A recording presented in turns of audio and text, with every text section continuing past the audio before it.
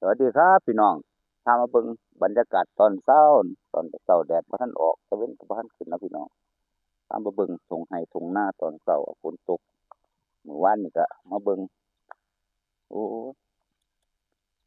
มาเบิ่งก็บ่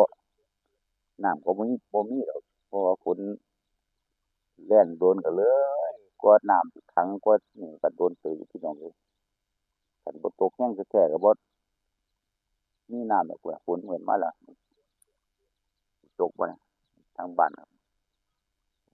เบิ่งจังมืดมาหมดเลยครับพี่น้องมืดมาแล้วก็จักสิตกบ่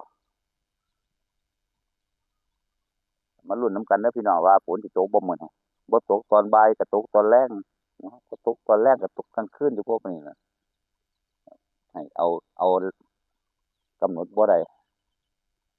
ดินฟ้าอากาศดีบ่ดีบ่ตกซ้ำ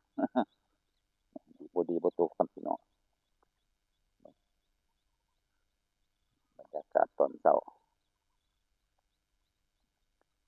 ถ่ายบรรยากาศรอบๆ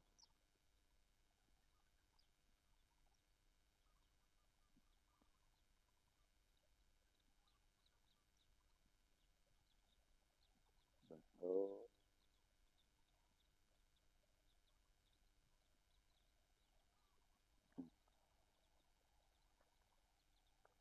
บิ่งซ้ำนี่ล่ะพี่น้องถ่ายให้เบิ่งแต่ละมื้อละเว้นภาคอีสานตอนภาคอีสาน